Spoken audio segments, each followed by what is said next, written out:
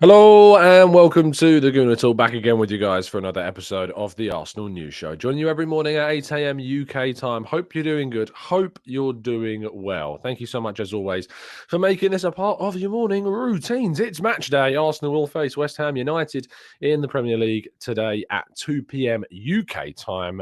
Thank you, everybody, as always, for showing your support and love in the channel and the chat box. Good morning to Carlton, to Big O, to Wilson, to Keems, Black Shine, Amira. Good morning.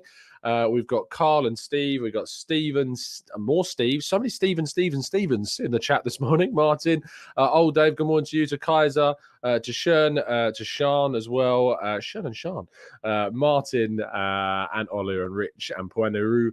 Good morning to everybody. I hope you've had a good start to your weekends. I had a great day yesterday. Genuinely great day. Started off perfectly with the 8 a.m. show because there is no other way to start a day, of course. Unless you're in America, in which case it's going to be starting your afternoons with a 2 p.m. show, which I'll be doing when I'm out there. Well, it'll be 8 a.m. here, but 2 p.m. Sorry, it'll be 8 a.m. over there, but 2 p.m. here when I do it. Time's chaos. Managed to get some golf in yesterday, and then managed to go to a brilliant event at Printworks to watch, to do the hospitality event there. Was amazing. Massive shout outs to P Money in particular with Winey, who was brilliant. Anyway, let's jump into today's stories. Do drop a like on the video. Do subscribe to the channel if new, and do watch out for a TGT sneeze because it's going to come at some point during the show. I can just feel it. We kick off with Arsenal's under-18s losing to West Ham United in the Premier League under-18 side. Obviously, we've done really, really well this season. But what I would say is West Ham are the best side in that league, and they will pose a significant threat when Arsenal face West Ham in the FA Youth Cup final, which, of course, is on the 25th of April. So we'll see that game played in just over a week's time, and it's going to be a big one. So make sure that you are very much in tune what's going on. It's the day before Arsenal play Man City in the Premier League. So if you can get to the Emirates to watch the game, go to the Emirates, show your support. They're going to need it. Now, Balogun and his side, Rons, were humbled for just the second time since September. Rons have only lost 2 games in that whole period, but they lost 3-0 to Rennes. Charlie Patino was a sub in Blackpool's 1-0 win over Wigan. Of course, that's Omar Rekic's Wigan. No sign of Miguel Aziz on the team whatsoever. And St Trusty was playing left back for Blackpool in their game as well, losing 2-1 to Sunderland at the moment. It's difficult for Birmingham at the moment. They're a team kind of a bit in limbo. They're not going to go down. They're definitely not going to get to the playoffs, and it's a bit of a slow end to St Trusty's season. Now, in the Premier League yesterday, we had a lot going on. We had Manchester City breezing past Leicester, as a lot of us expected. I don't think when it got to 3-0 by 25 minutes, it was game over, and they kind of just chilled until the end of the game, to be honest. But between Chelsea and Brighton's certainly showing why they are above the Blues and pushing for not only a European place, but maybe even a Champions League place, because we need the teams above them to start choking. Man United, of course, played today, but Tottenham losing 3-2 to Bournemouth in the final 95th minute of the game. Uatara with a brilliantly composed cutback and finish into the bottom right-hand corner. After Danjuma, of all people, had scored the equaliser in the 88th minute. And if you haven't seen the tweet from the Bournemouth Twitter account, just look at the screen. If you're all listening on audio, head over to Twitter and go on Bournemouth's Twitter page, because it's brilliant. Because North London is very much red, and it was yesterday, and it will continue to be so forevermore. Now, our headline story of the day, quick load of news, as a match day, it usually is a load of quick news as well. Thomas Partey returned. Of course, we talked about yesterday that he was not spotted in the inside training video that they released on the site, creating a little bit of it was a bit. I mean, I wasn't really that concerned. It was pretty normal for players in a recovery day to not join the outside session, but he was indeed there for the outfield training session yesterday, so everyone's nerves can be settled. He should be fine, available, fit and ready to play against West Ham today. Now, the Bukayo Saka prize has now sold out, so best of luck to everybody that has entered the competition to win a signed and framed Bukayo Saka shirt, and best of luck to those that also would have got their hands on some of the instant win prizes.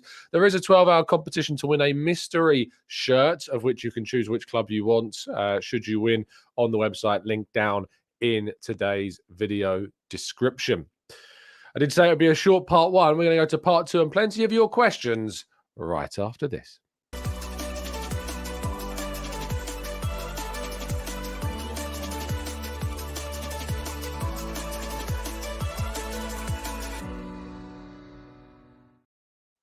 Okay, let's jump into the chat box. But obviously, I do need to remind you that the TGT caps are indeed still for sale, and they will continue to be so.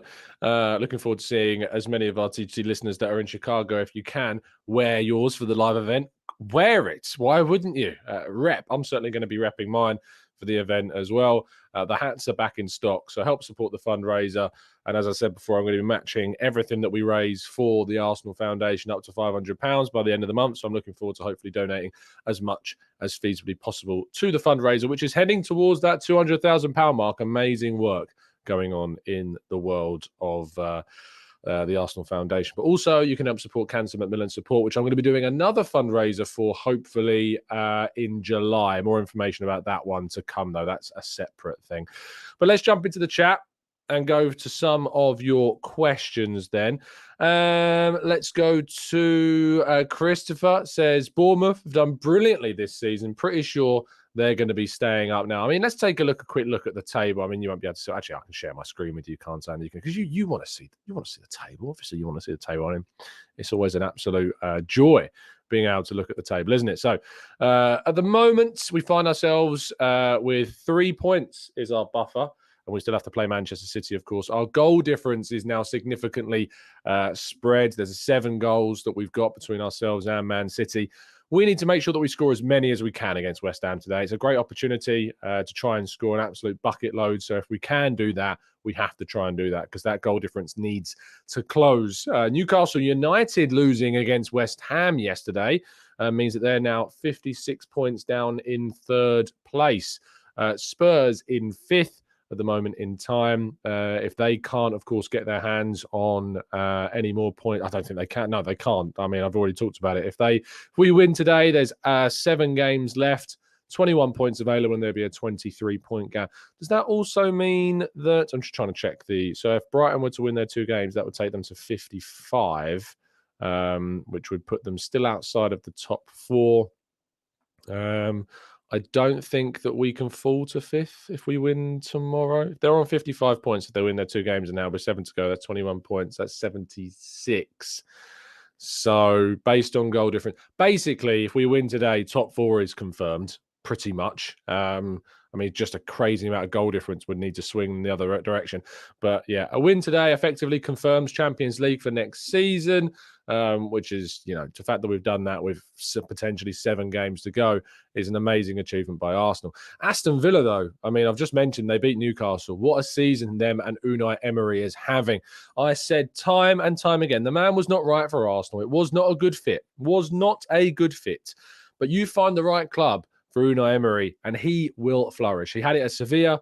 He had it at Valencia. He didn't have it at PSG. He didn't have it at Arsenal, but he's clearly found it at Villa as well. And this type of club, with the players that he can have control over and bring in, is great. Also, if you haven't listened to Lee Dixon's chat with Elliot on the Arsenal Vision podcast, he actually reveals some really interesting things about Unai Emery, and I think some of the mistakes that he made at Arsenal, specifically about removing all of the Arsenal heritage, if you like, the history of the club from the training ground, which Arteta reinstated. As I say, go and listen to it. It's a really good interview.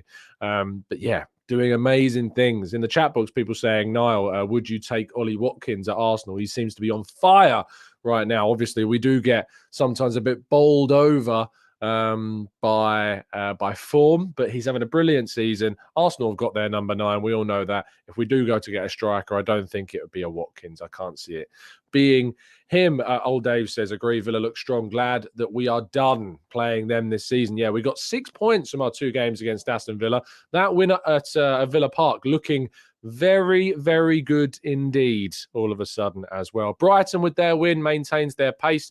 They're on 29 games played, 49 points. If they were to win their 2 games in hand, which we really do need them to do, because, of course, I think one of those games, actually it's not yet, but one of those games, they will have another game in hand because they'll be playing against Manchester City, but they're in the FA Cup semi-final against Man United. I really think that Brighton have got a great chance of knocking Man United out of the the FA Cup. We can keep our fingers crossed that happens, and then they can take on Man City in the final. What an amazing occasion for Brighton that would be, and they deserve it, quite frankly, because they've done an amazing job, that club. And I know that Arsenal fans are a little bit indifferent about Brighton because of the whole Moises Caicedo thing, but you got to have respect for Brighton. They've been doing amazing things. In Cisco, another player that looks quite exciting as well, coming through the ranks also.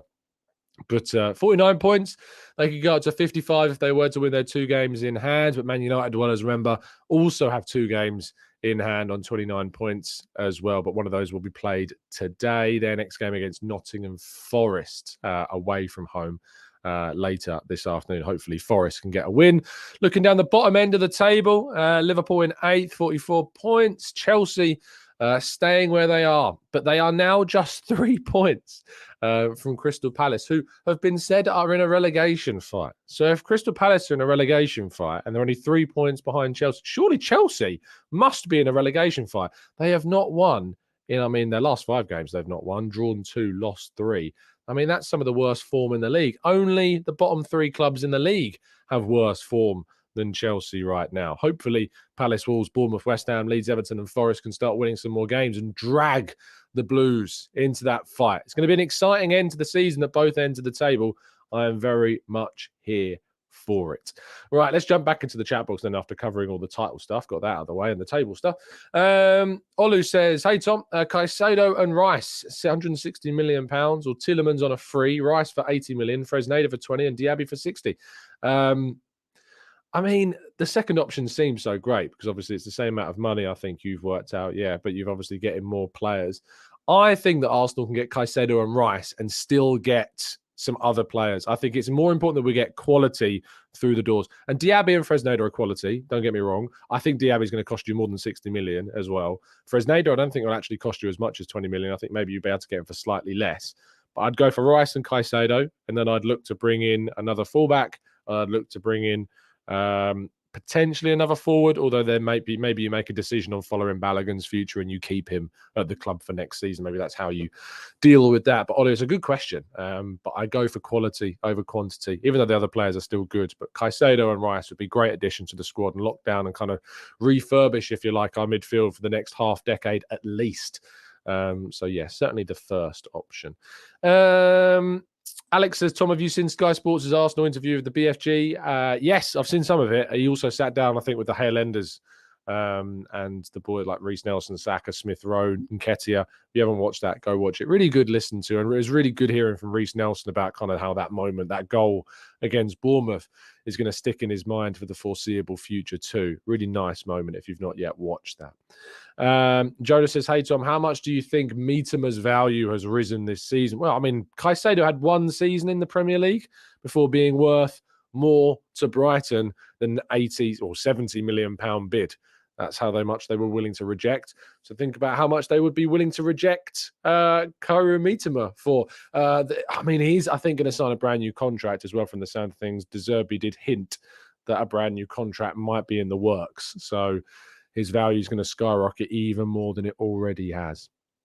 Ronald says, top 3 or 4 keepers in the Prem this season. Good question. I think I'm going to go with Ramsdale for obvious reasons. Nick Pope has had another good season. David Raya for Brentford, I think has been quite good. And I'll probably go Leno. Has had a good season for Fulham, as well in the back of the net. So Leno, Pope, Ramsdale, and Raya. Let me have a quick look at the clean sheets table for the Premier League and see who's up there. Ederson and Alisson usually are quite up there, but I don't think Alisson will be this time. David De Gea has got the most, believe it or not, with 30. I can't say that he's stood out for me this season. Am I just kind of underrating David De Gea this season? He's not necessarily stood out in the same way. But apparently, he is indeed. He's got the 13 clean sheets. Newcastle's Nick Pope has 13. Aaron Ramsdale has 12. Alisson 11. Emi Martinez 10. Ederson 10. David Raya and Leno down on 9 on 7. I still think Raya and Leno have had really good seasons for their clubs too. Benji said, did you mean Zinchenko's absence from training? I heard Saka even dropped him from his FPL. let's have a quick check. Was Zinchenko in training this week? There was part of me that was tempted to throw Tierney into my team this week. Zinchenko, newest pictures, not spotted. But if I check on anyone else, yeah, you seem to be correct. Zinchenko does not look like he is in the images for Arsenal training. Does that mean he's not there? I'm not sure. Let's have a quick check for Ben White as well. Is Ben White in training? Yes, Ben White was in training yesterday, but no Zinchenko. Could be Tierney coming in for the game today. Interesting. Well spotted. Good one. Maximilian says, Tom, in the meantime, Ollie Watkins scores again, this time against Newcastle. Could we look at him as an option up front? I think I discussed this a little bit earlier on in the show. I don't think so. Who is called says, according to Fabrizio Romano, if it reaches July and August of 2013, Ousmane Dembele's release clause is just £44 million. Obviously, release clauses exist to make it easier for clubs to sign players. However, there is also the element of the player getting to choose what he wants to do. The player does not have to leave their club just because a club activates their release clause. They still get to choose what they want. So it's like Neymar, when PSG activated his release clause, he still had to decide to make that switch. He didn't have to move just because PSG activated the release clause. Sri says, Tom, who can we sub Ben White with if Ben White needs a rest? Is it Partey? I'm a little bit worried. Well, it would have been Tierney for me. I would have moved Tierney into right back at the moment with the options that we've got available to us. But obviously, Partey seemed to be someone that Arteta was hinting towards maybe covering that position when he brought in Jorginho. I think it was against Leeds or Crystal Palace, one of the two. But yeah, it seems to be that. Serge says, Tom, what time are you going to be at the London Stadium? I work for West Ham United and we'll be there also watching from the home end. Serge hiding in the home crowd. I'm getting a train up about 11:30-ish, so midday-ish. I should be around the London Stadium. I usually walk straight in, to be fair, especially for away grounds. Very rare I can get stopped at an away ground. I don't see many West Ham fans tuning into the channel. SJ Gunner says, every manager signs a good player from their own country. Who do you think will be the Arteta's first real Spanish player? Well, we did sign Dani Ceballos. Remember that when we signed him on loan. He did come in for the second season, was Arteta's season. He decided to renew him at Arsenal. So Spanish players, though, we've not been linked to too many. I mean, the ones we've been linked to are Gabri Veiga, Marco Asensio. Gavi's been mentioned, but I don't think we're going to go for Gavi. We haven't been linked to too many Spanish players, in fairness. So I don't think it would. Brian says, Tierney at right back is a recipe for disaster. I mean, to be honest, mate, we don't have too many choices. I'd love to hear who you'd go for. But I'd go for Tierney, who has played right back before. He used to play right back for Scotland when he was a bit younger with Andrew Robertson at left back. So unfortunately, if Ben White is out, we don't have too many options, Brian. So come up with some solutions, my friend. Rancy says, which team provides better entertainment at the moment, Spurs or Chelsea? Oh, without a doubt, it's Chelsea.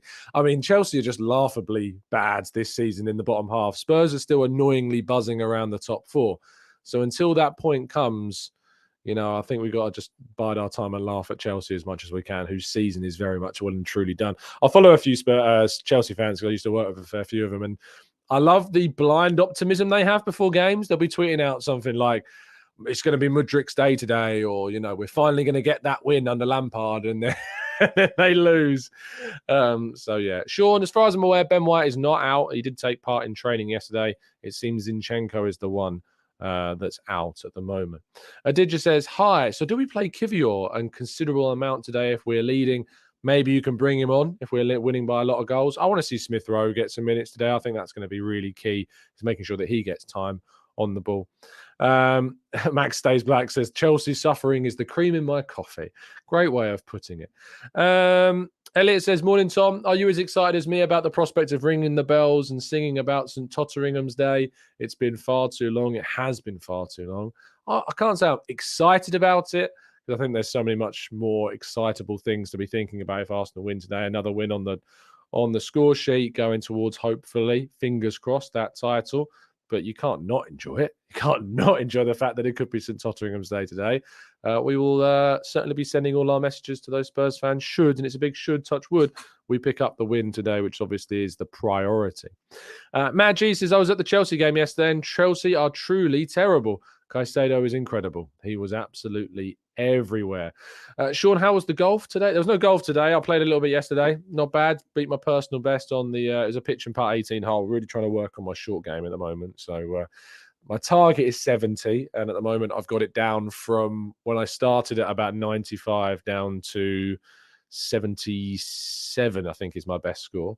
So that's what I'm on. 7 more shots off till I hit my target. That's what we're looking at. But one day we'll be down to the 54, the dream 54. Brian says, okay, so here's the theory. Maldini, a right footer, played at left back, but a left footer playing at right back. That's quite strange. Has there been any successful at the past, though? Left footers playing right back. Tricky one to think about. But Brian, I need your solution, mate. Brian, tell me who you would be wanting to see play right back if Ben White is not available. Matthew says Tierney at right back is interesting. Cutting inside and shooting with his left would pose a different kind of threat, and it shouldn't affect his basic defensive abilities. Iron says, above all, we need to win. If we drop points today, we can say goodbye to the Premier League. Unfortunately, City are a juggernaut and they hit the form. You can't say the title's over before the City game. If we lose to West Ham or Southampton, we drop points in these 2 games. Sure, it's absolutely devastating. But we have to remember that we play City.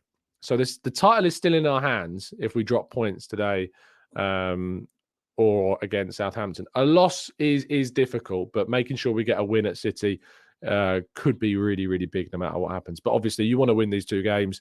You want to go into it.